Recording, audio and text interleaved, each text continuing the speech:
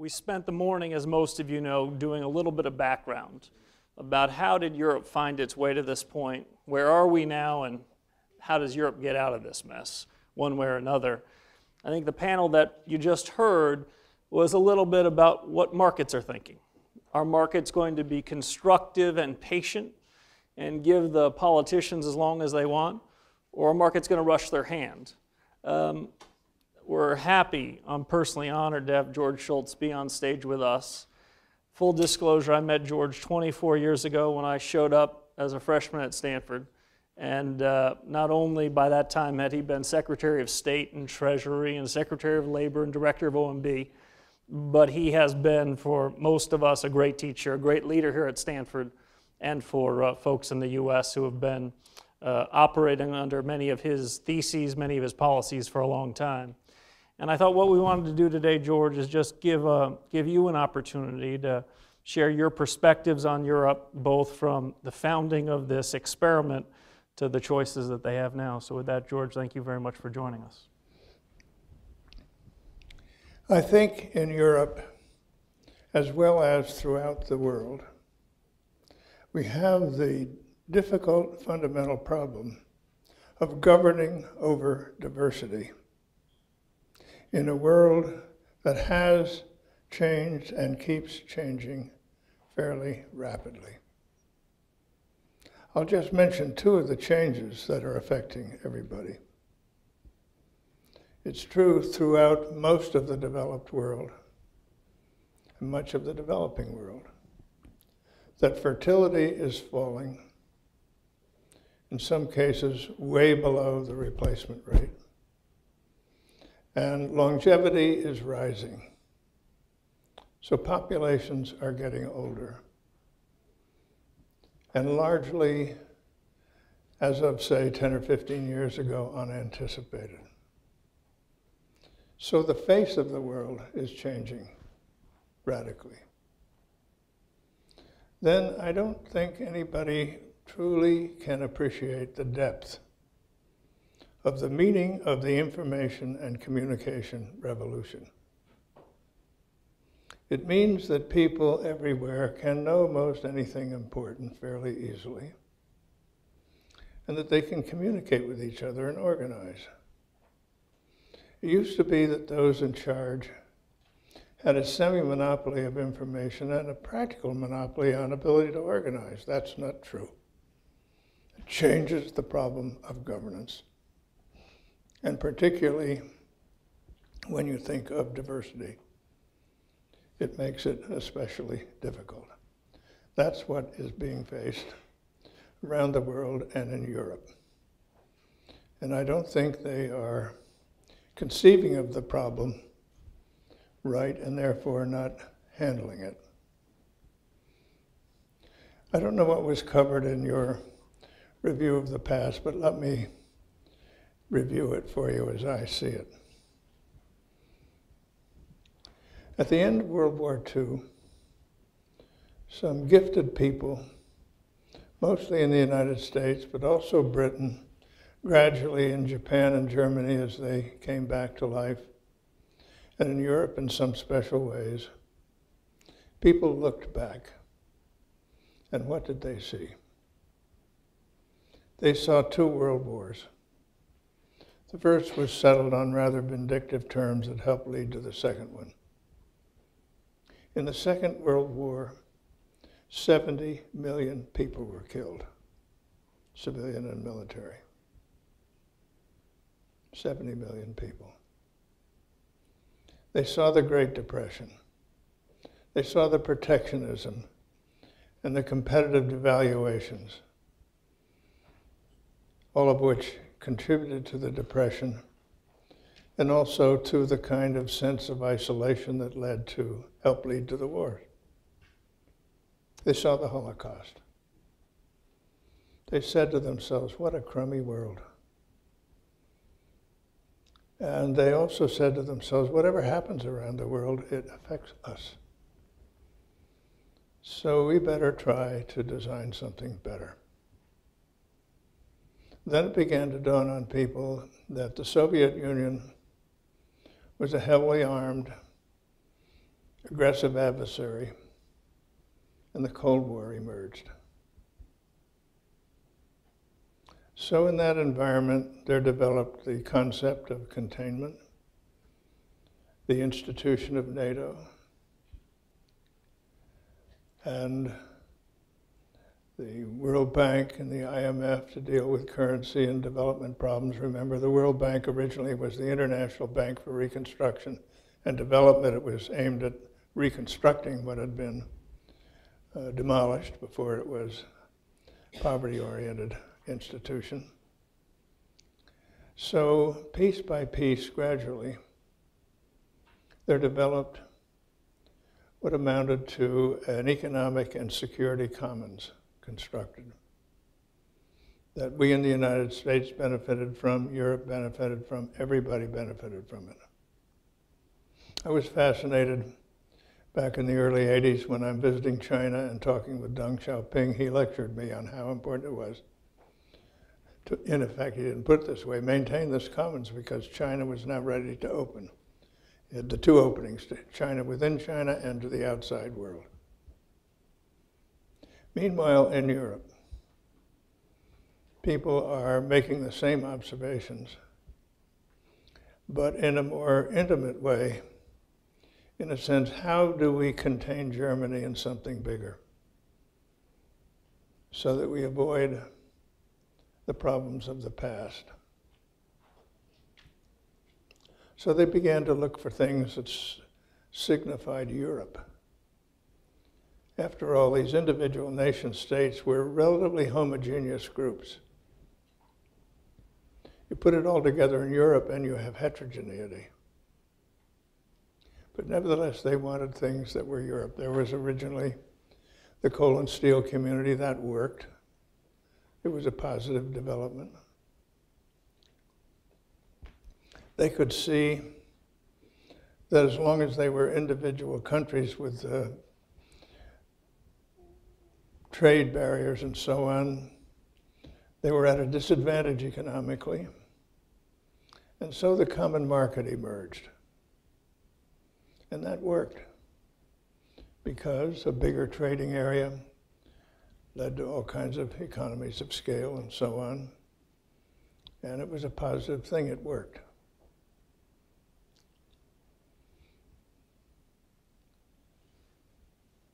Then they developed the European monetary system.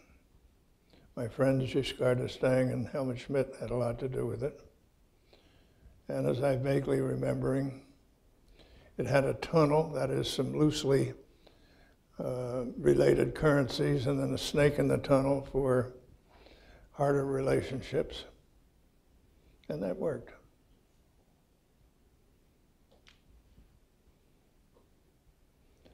Then, as the Cold War ended, and they're still trying to maintain a sense of Europe, on the security side, it didn't go very well.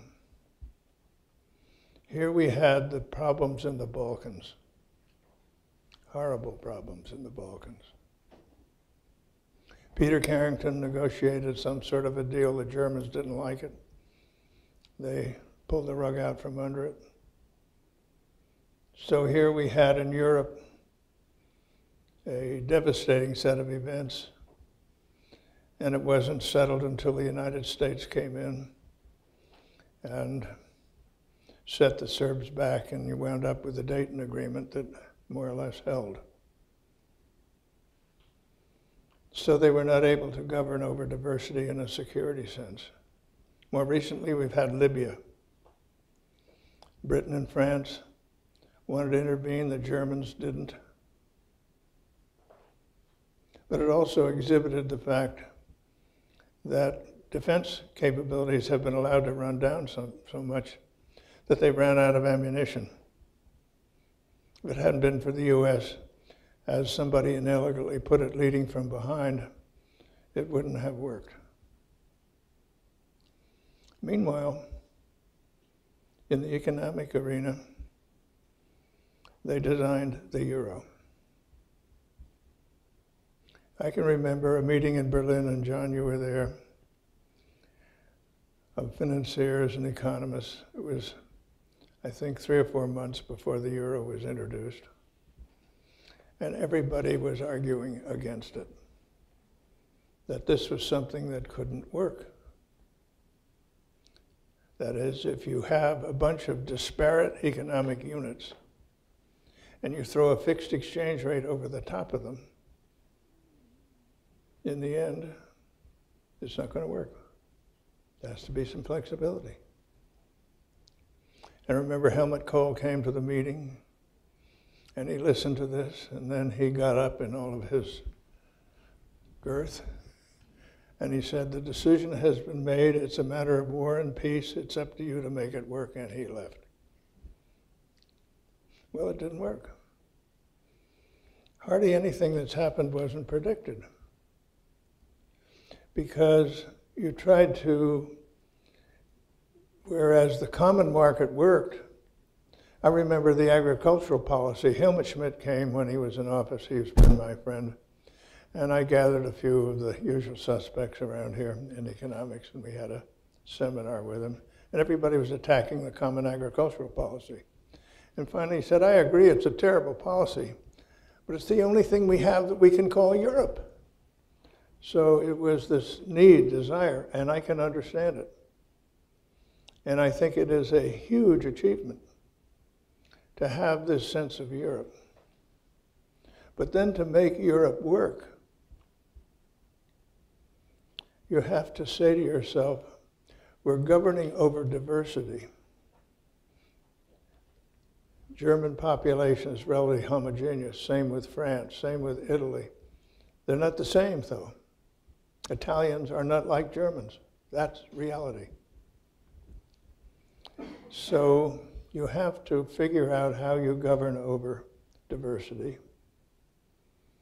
And while you look for things that unify people, you also have to be careful that you recognize the diversity.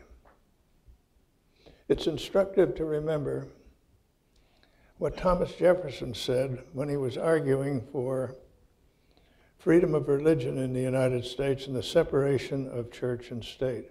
He said, remember, divided we stand.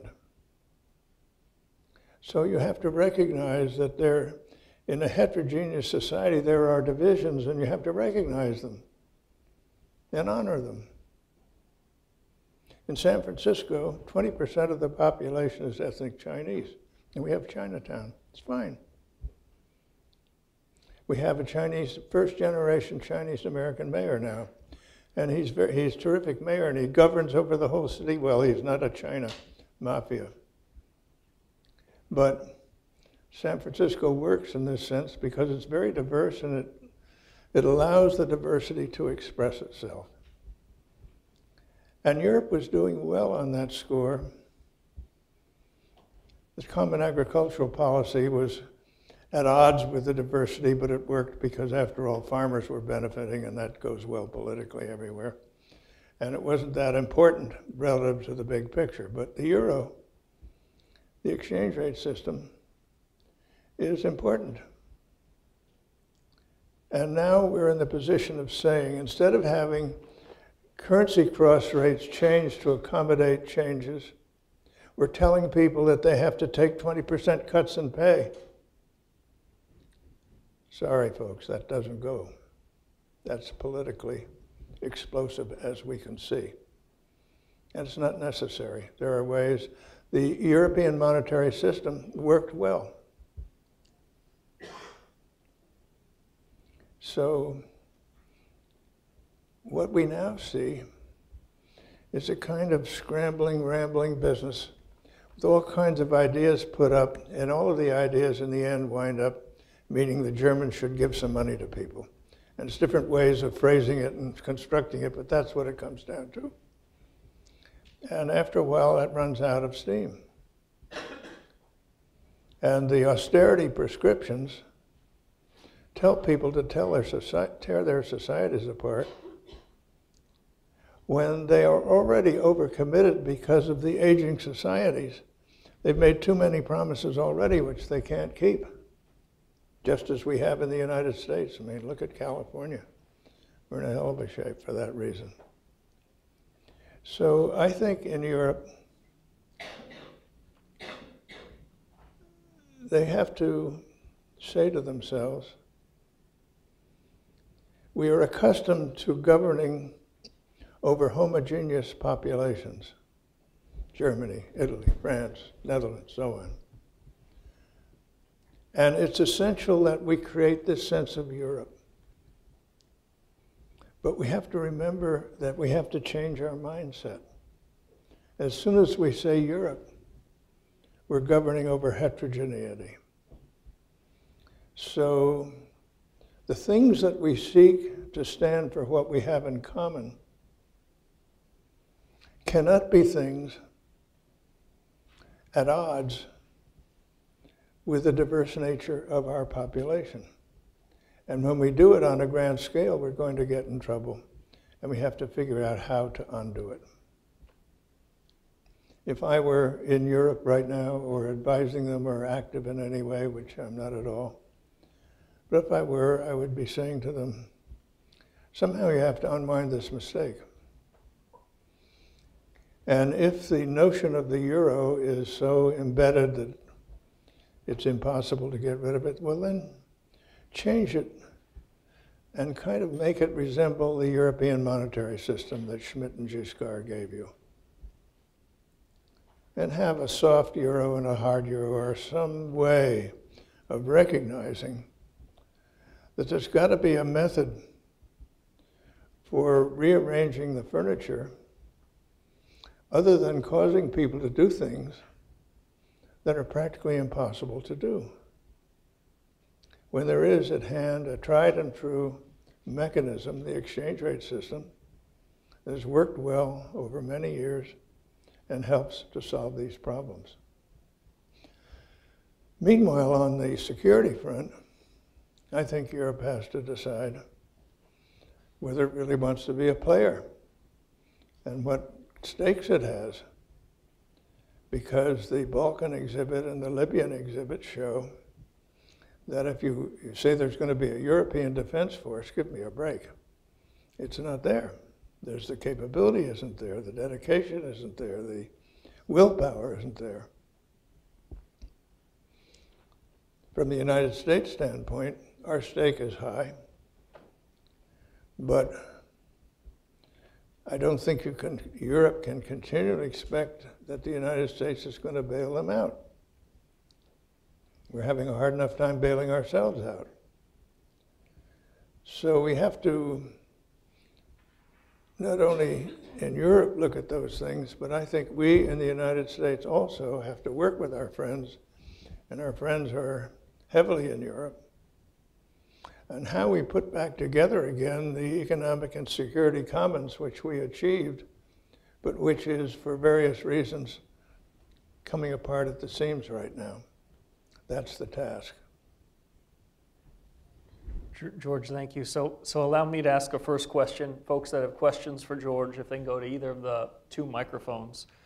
George, I have to speak up because my hearing, and now I'm in my 90s, my hearing is not as good as it used to be. So George, I take from your discussion today that the market's preoccupation with what does Brussels decide about X, how does Frankfurt and Berlin decide Y, what does Mario Draghi do at the ECB, that those are consequential. But am I right in hearing from you that you think that it's the recipients of all of this transfer who are probably none too pleased to be feeling austerity without any growth, that there's more risk for markets, that the recipients of the good graces of Northern Europe might say this might be working for you, but it's not working for me? Is that more where market participants and policymakers should be worried if there's a sharp Kevin, I don't upsurge? think it's working for anybody right now. That's the problem. And you mentioned Brussels and Frankfurt. I mean, here we have these nation states, they have capitals. And a portion of their sovereignty has been assigned to Brussels. Trade policy, which includes immigration policy.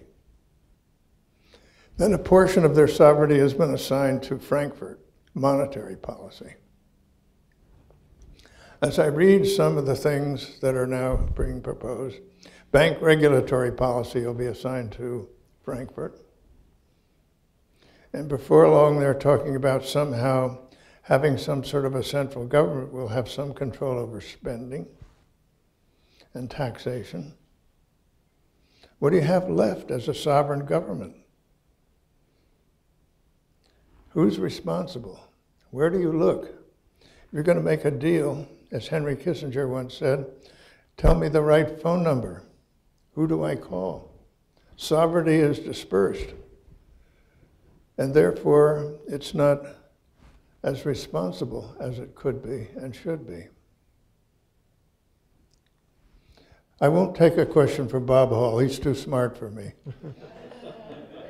You have to give the answer as well as the question, Bob. Actually, I'm only going to give you the answer. It seems to me, first of all, I think you're overstating the importance of aging, because there's no better example than you of how older people are highly productive these days. I think that the increased productivity has more than offset the aging effect. The problem in Europe is not a problem of the aging of the population. It's essentially forced retirement at ridiculously early ages. There's a whole set of European labor institutions that keeps young people out of the labor market until they're in their 30s, and then pushes them out of the labor market when they're in their 50s. I mean, when you compare these, the labor force participation in Europe of 45-year-olds is the same as it is in the US, but it's extremely much lower at young ages and older ages. So Europe needs to harness the productive potential of its aging population and not treat it as a harm. Well, that's certainly true, but the fact that the aging population continues to age is part of the problem. Because a lot of these things were put into effect when people thought longevity was much less than it is. So there is a holdover problem from and a need to reconceptualize the pension problems. And I completely agree with you that we need to figure out how to organize them so they encourage people to stay in the labor force. But we're building a gigantic problem, not only in Europe, but here in the United States, because the unemployment rates for young people are so terribly high. And it's at these early ages when you learn your basic labor force skills. And a lot of people aren't learning them. So we're building problems for the future by this. So my second comment is your belief that that a soft currency would be the answer to the problems of Southern Europe. And I debated this. That seems to be the conventional view, that the Greeks would very happily accept the necessary 30% reduction in real wages that Greece absolutely must go through. They'll accept it happily if they're paid in depreciated drachmas, which no longer buy nearly as many goods as they used to buy with the same number of euros. And I don't see any obvious basis for that at all. Historically, there's been lots of examples in which large changes in nominal wages have occurred as necessary to get real wages in line. Tom Sargent has written very effectively on this point. We're looking at the world with blinders very typically when we say, oh, well, nobody will ever accept a reduction in nominal wages, because lots of people have. My father, who was on the faculty at Stanford in the 1930s, took a substantial reduction in nominal wages, like everybody did in the US. So I think that you're overselling. Everyone thinks that, oh, it would be really, really easy, especially in Greece, if they would just go to the drachma. And I think that the amount of social dislocation that would occur by going to the drachma and forcing real wages down would be about the same as if they did it on the euro. It would be, of course, it's going to be bad in both cases. There's irreversible harm that was caused by the... That may be, Bob, but it would be a Greek problem and not a Europe problem. That's the difference. Well, okay, but as a citizen of the world, do we make a distinction there? I care about you're saying that you got to get away from the notion that one size fits all. and recognize there is diversity. You don't deny that Italians aren't like Germans and Greeks aren't like Frenchmen. These are different people, have different cultures and different outlooks. Excuse me. And you have to give room for that to express itself. All the people you're talking about use the metric system with complete pleasure. There isn't the slightest inclination for the Italians to have their own measurement system just because I agree, obviously the Italians are different than the Germans, but they're very happy to cooperate on using the metric system. Well, I can't argue with you because you're too good for me, but if what you're arguing is just rock along, everything's going great, I'd say, wait a minute, things aren't going great. There's a mess, and it isn't getting better.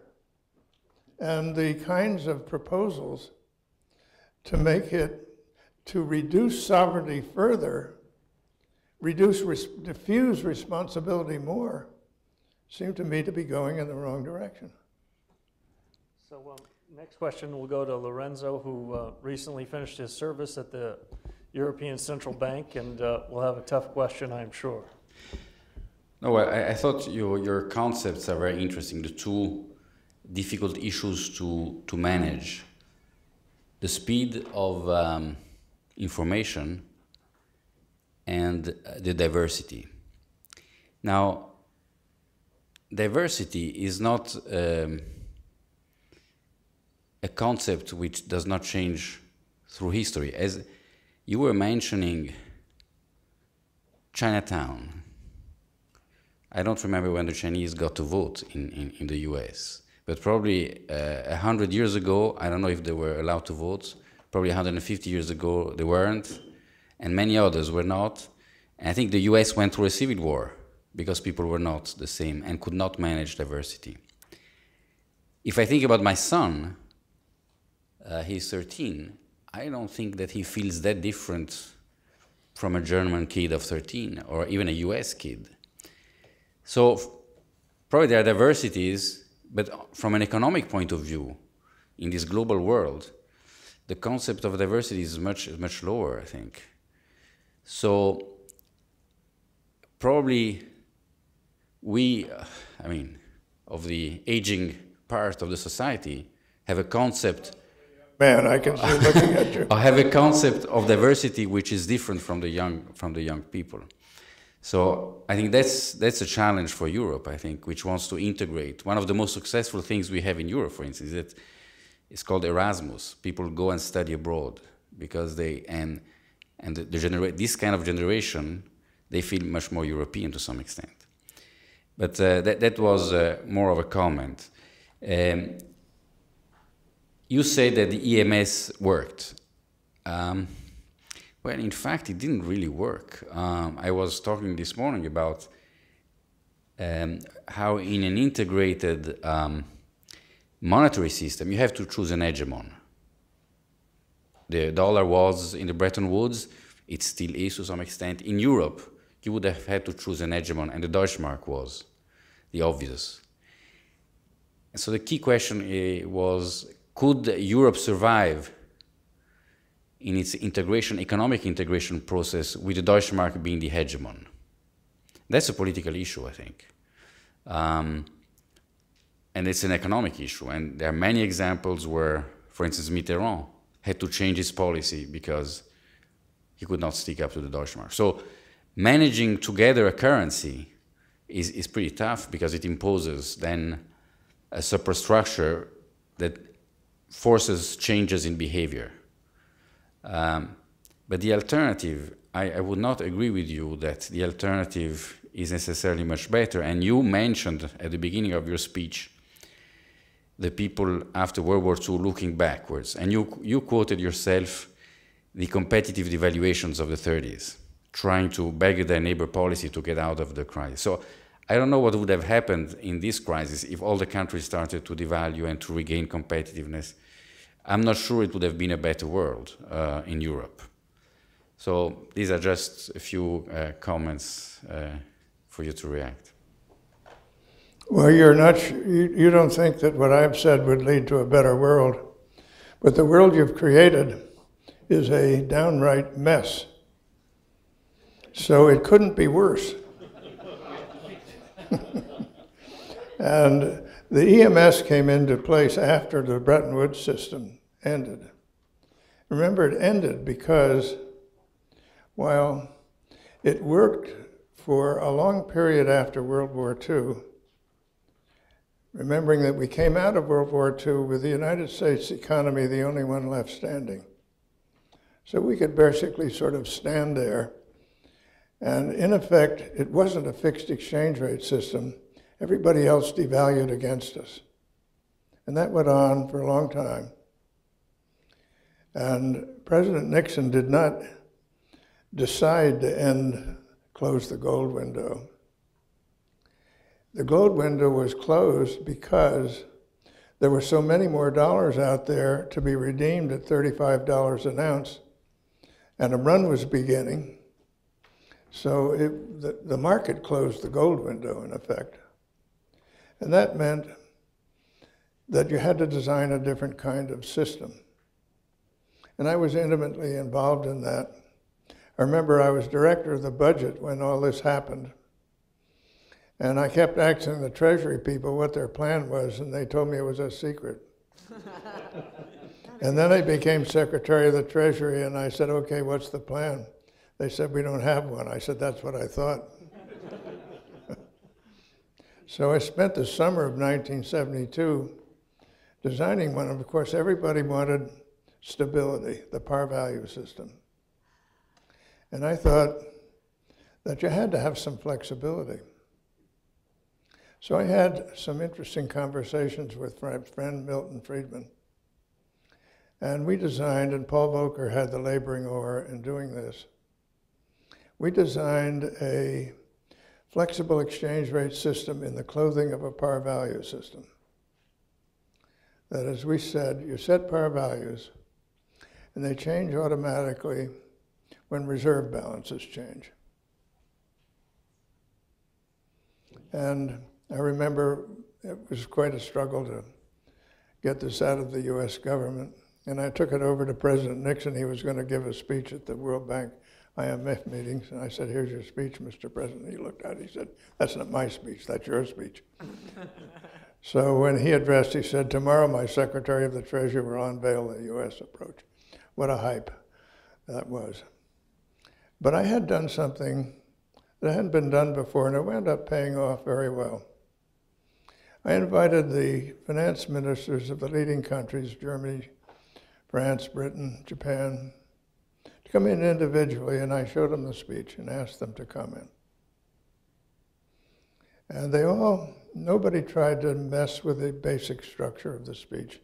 They all made suggestions of wording and nuance that helped, and I managed to take all their suggestions. And then we formed a little group.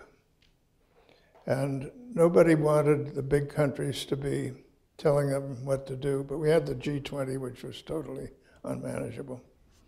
So everybody wanted us to meet, and nobody wanted to know it.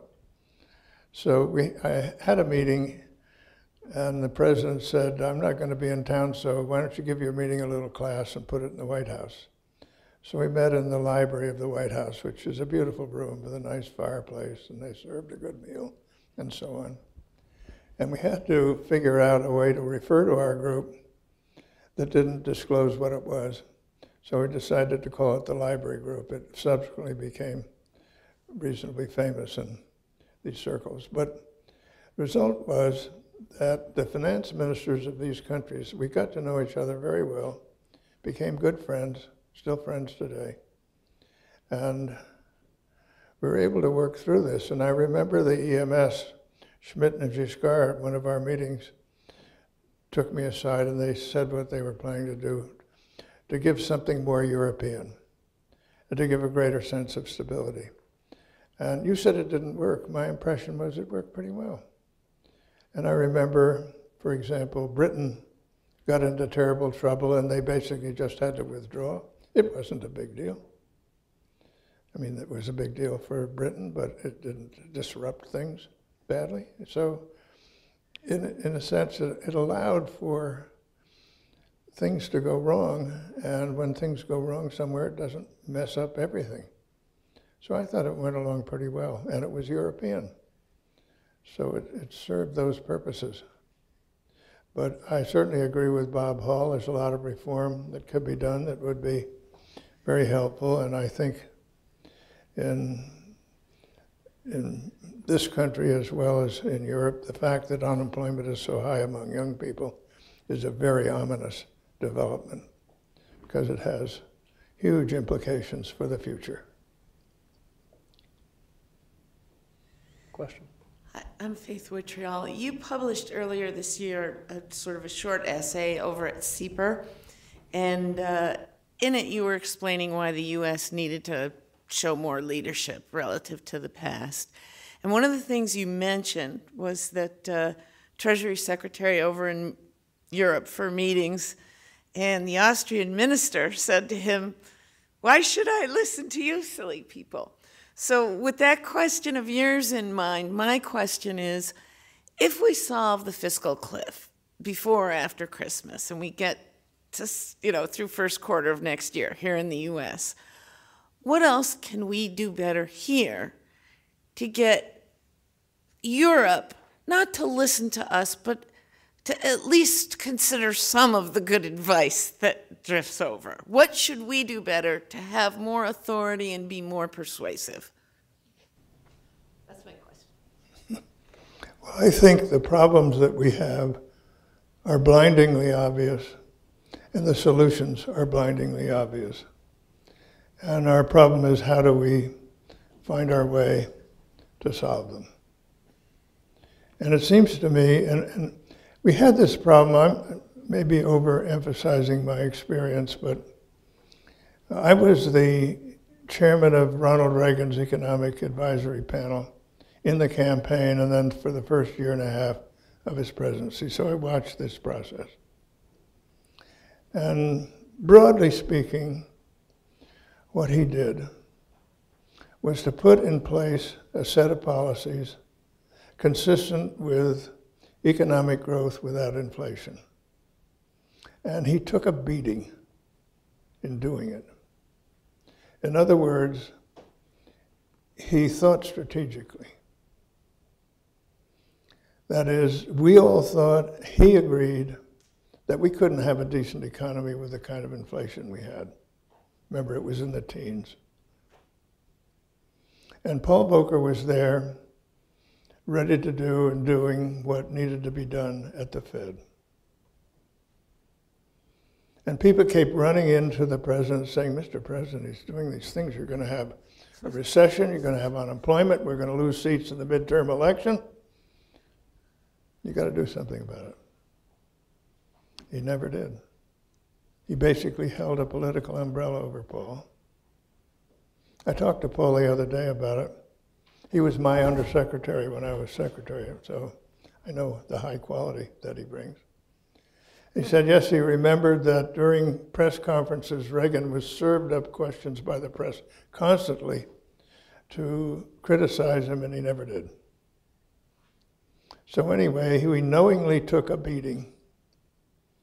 There was a recession. We did lose seats in the midterm election. However, by the time the end of 1982 arrived, early 83, inflation was under control. And the basically tax incentives that were put in place kicked in, and the economy took off like a bird. Now, I think the same thing can happen now, basically. That is, although we have built ourselves a set of problems that are daunting. I wrote something in the Wall Street Journal the other day with some Hoover Institution colleagues that tried to point out how big the problems are that have been created here now for us. But I believe that if we reform the personal income tax system along the lines of the 1986 Tax Act, that's step one. And goodness, that can be done. It was Reagan's proposal. It worked its way through. Treasury people scored it and so on, but basically it got into the hands of the staff of the Joint Committee on Taxation. Very well respected, I suppose they still are, and they were then. Anyway, by the time we got through, it was introduced in the House by Dick Gebhardt and the Senate by Bill Bradley. Passed the Senate 97-3. 97-3. And Reagan was asked if it bothered him that 2 Democrats introduced his legislation. You know what he said? It passed, didn't it? We don't have that kind of governance anymore. We've got to get back to that kind of governance. Then I think and everybody knows the personal income tax system needs it. The corporate income tax is too high. Everybody knows that. And there are these preferences in there where GE manages not to pay any tax. So let's get rid of those things and fix it so everybody pays the tax, whatever it is. And it could be a lot lower. Then you have to do something about the entitlement problems. Everybody knows that. It's not a mystery that we can't go on with these wildly escalating costs. With Social Security, it's an absolute piece of cake. If you change the indexing from wage indexing to price indexing, and maybe index when the age of full benefits hits 67, index it to longevity, very gradual, you'll have a solvent Social Security system. It'll take a while. People say it's solvent until such and such a time, meaning that the trust fund can carry it. Thanks a lot, there is no trust fund. The money has been spent. It's just a big bunch of IOUs. So the general treasury is going to have to pay that bill for a while. But if you make these reforms, Social Security can be on a self-sustaining basis. And I think in the healthcare area, first of all, I think there's a lot of technology coming at it, if you will use it right. But also, you have to get the consumer in the game. And when you react to rising costs with wage and price controls, you're going to have less of what you control. It's an absolute certainty that if you put a control on the price, you're going to get less of it. So we don't want a system that produces less healthcare providers when we're expanding demand. So if we tackle we need to have in the healthcare area universal coverage. Let's start with that proposition. So if we tackle these 3 small things, maybe Europe will begin to listen to us. Is that? So those are some things we could do. Personally, I think that the country desperately needs a thoughtful infrastructure program. Our infrastructure is falling apart. We shouldn't think of it as a counter-cyclical matter. We should think of it as a long-term investment. There are lots of things that need to be done, and should put that into place. And then, my goodness, we have to get a Federal Reserve that will be a rules-based Federal Reserve. They have a balance sheet now. I don't know how they're going to unwind it, frankly. Kevin's responsible for that. He got out as soon as he could, but you have created a terrible mess, Kevin. And now Ben Bernanke is saying it's a great thing for the world that emerging economies are being forced to intervene in their currencies to keep them from rising so much because of the influx of money the Fed has created, which is going to those places looking for higher yield. Give me a break. So there's a lot of things that we need to do. And we could do these things that I'm talking about, and we'd have some pain and agony for a while, but then the economy would take off like a bird. It's there.